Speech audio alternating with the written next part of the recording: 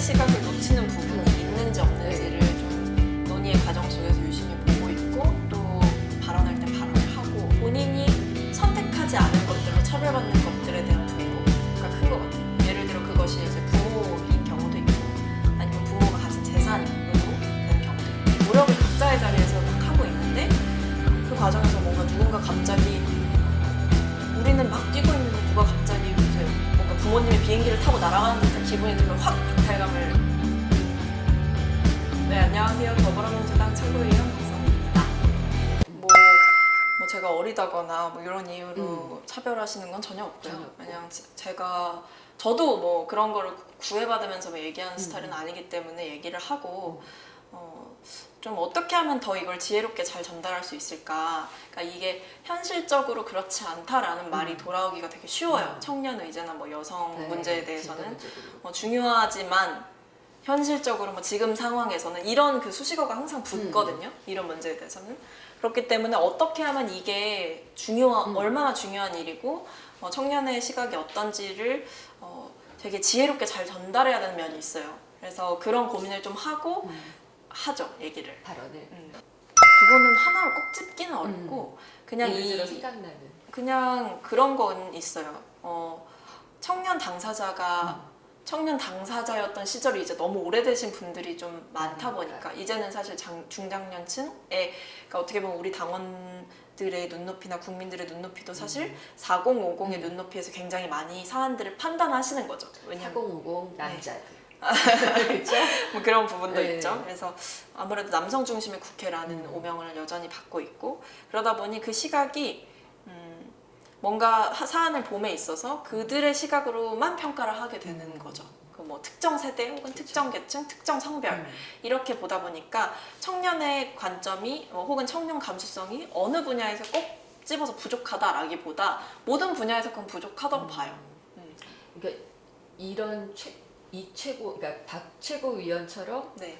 계속해서 이런 역할을 해줄 수 있는 사람들이 이어지면 좋겠는데. 네. 그리고 사실 더 많아져야 돼요. 그러니까 이게 그쵸. 저 혼자서 할 수가 없죠. 저 혼자서 모든 청년을 대변할 수도 없고 그럼. 또 뭐 제가 이제 20대 여성이지만 20대 남성인 최고위원이 뭐 같이 들어와 있으면 또 할 수 있는 얘기가 사실 굉장히 풍부해지는 부분이 있고 예를 들어서 군대 문제 같은 경우는 저는 사실 그런 감수성을 학습하는 거고 이제 남성 친구들 같은 친구들이랑 얘기를 해보면 남자인 친구들은 확실히 이런 사안들에 대해서 더 좀 구체적으로 얘기를 해줄 수 있거든요. 그러니까 이런 식으로 각자가 가지고 있는 관점이나 경험이 다르기 때문에 많으면 많아질수록 좋죠.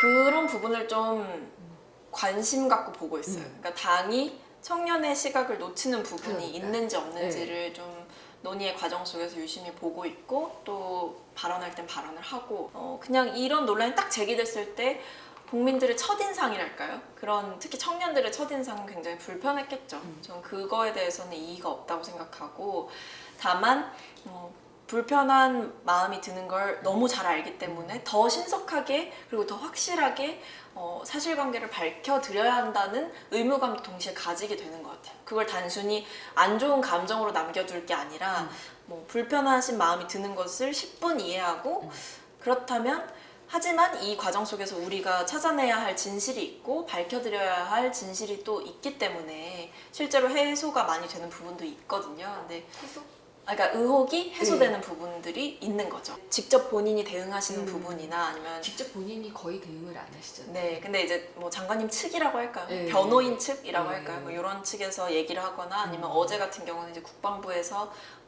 내놓은 입장 이런 부분들을 봤을 때는 절차상의 이제 적법하냐 아니냐 이런 부분들 사실은 많이 따지게 되잖아요. 뭐 그 약간 감정적인 부분도 있지만 근데 이런 부분에 대해서는 군이 뭐 아닌 건 아니고 맞는 건 맞다라고 확인을 해주는 상황.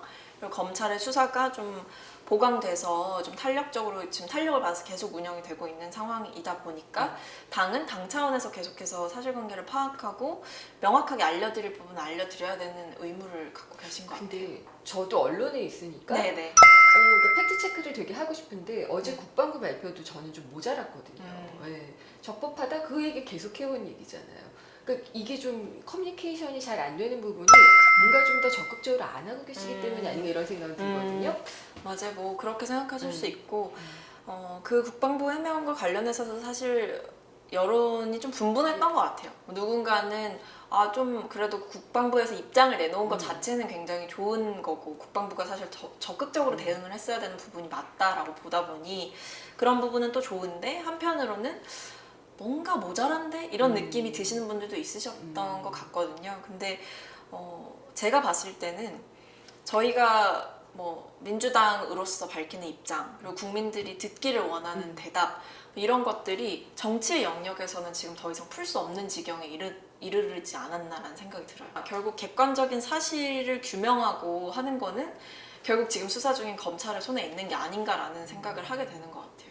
이제 정치공학적으로는 조금 더 뭔가 전략이 있을 필요도 있지 않을까요? 그렇죠. 그래서 당 안에서도 그런 부분을 더 고민을 하고 있고 충분히 뭐 좀 진전 있는 논의가 있었고 근데 다만 여기서 제가 뭐 말씀드리기는 어렵기 때문에 더 말씀을 안 드리는 거지만 계속 좀 유심히 보고 있는 상황이기 때문에 좀 더 긴밀하게 대응을 하고 있습니다. 제가 생각했을 때는 그게 큰 것 같아요. 본인이 선택하지 않은 것들로 차별받는 것들에 대한 분노가 큰 것 같아요. 예를 들어 그것이 이제 부모인 경우도 있고 아니면 부모가 가진 재산으로 되는 경우도 있고 아니면 본인의 인맥 혹은 부모의 인맥을 통해서 뭔가 사실 그런 것들은 선택하지 않는 그러니까 우리가 노력 범위에 밖에 있는 거잖아요. 물론 세상이 노력으로만 되는 세상은 아니라고 할지라도 노력했을 때 그래도 어느 정도의 결과가 돌아오는 사회라는 거에 대해서는 우리가 뭔가 공통의 의견을 갖고 있었던 거죠. 노력을 각자의 자리에서 막 하고 있는데 그 과정에서 뭔가 누군가 갑자기 우리는 막 뛰고 있는데 누가 갑자기 이제 뭔가 부모님의 비행기를 타고 날아가는 듯한 기분이 들면 확 박탈감을 느끼게 되는 거죠. 이번 건도 그렇다고 생각하시죠? 그렇게 단정적으로 사실 말씀드리기는 어렵고 저는 청년들이 봤을 땐 불편한 사항인 게 맞다라는 거에 대해서는 입장 변화는 없어요. 거기에 대해서 당 차원에서도 많이 고민을 해요, 진짜? 고민을 하시죠. 청년들뿐만 아니고 사실은 국민들이 보셨을 일반 국민의 눈높이에서도 이 정서적으로 반감이 있는 상황인데 이게 맞나라는 것에 대한 정서적인 반감을 계속해서 고려를 하시는 거죠. 정치가 좀 항상 놓치지 말아야 될 게 이제 국민의 시각인 거잖아요. 사실 뭐 위법이냐, 뭐 불법이냐, 뭐 이런 사법적인 영역의 것도 중요하지만 어떻게 보면 정치를 하는 사람들에게는 국민의 눈높이가 제일 중요한 거기 때문에 그 눈높이를 놓치지 않으려고 얘기를 많이 같이 나누는 것 같아요. 대표님은 아까 점수를 매기기보다는 그런 말씀을 좀 드리고 싶어요. 대표님은 부족하다는 걸, 그러니까 어쩔 수 없이 본인이 청년 감수성이 부족하다는 걸 알 수밖에 없으시잖아요. 나이대가 완전히 다르니까. 근데 그걸 인지하시는 만큼 더 들으세요. 그래서 의견 개진이 굉장히 사실 대표님과 1대1로도 편하고 실제로 찾아가서 면담도 했었고 그러니까 제가 가지고 있는 청년으로서의 시각을 그리고 저뿐만 아니라 다른 청년 당원들의 시각을 굉장히 잘 경청하시는 분. 다른 의원들과 비교했을 때 좀 높아요? 네, 저는 굉장히 높은 수준이신 것 같아요. 실제로 예를 들어서 어떤 청년들과 면담을 하고 그 내용이 뭐 연설문에 담긴다든지 아니면 청년들이 건의했던 사항이 공약으로 나온다든지 이런 일들이 여러 번 사실 있었고 제가 뭐 딱 얘기를 드렸던 부분에 대해서도 그럼 그런 부분은 박 최고의 의견대로 진행을 해보도록 하자 이런 식으로 얘기를 하시는 경우도 있거든요. 뭐 청년 대변인 공고가 나왔을 때가 여름방학이었던 걸로 기억해요. 몇 년도? 2019년 2019년.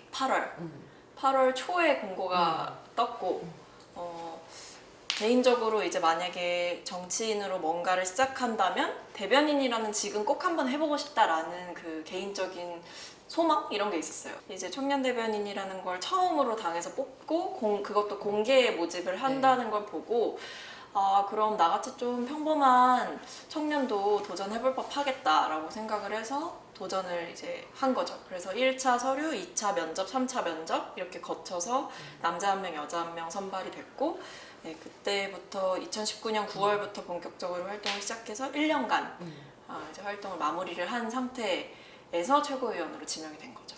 네, 한 2018년부터 이제 2018년 6월에 제가 당원 가입을 했거든요. 근데 2018년 6월에 당원 가입을 했지만 정치를 고민한 건 한 2017년부터 계속 고민을 했어요. 그러니까 당 가입을 1년 동안 고민을 하고 한 거예요. 그러니까 쉽게 아무 정당이나 가입하고 싶지 않았고 정치의 뜻이 생긴 건 뭐 2017년부터라고 말씀을 드렸는데 뭐 저는 개인적으로 고3 때는 세월호 참사를 겪었고 대학교 2학년 무렵에는 뭐 2016년 겨울 무렵에는 이제 촛불 집회를 겪었던 세대예요. 그렇기 때문에 당연히 정치에 대해서 조금씩 관심이 생길 수밖에 없었고 그런 것과 동시에 저한테는 좀 뭐 정치에 대한 뜨거운 열망보다는 부채의식이라고 할까요? 그게 굉장히 강했어요.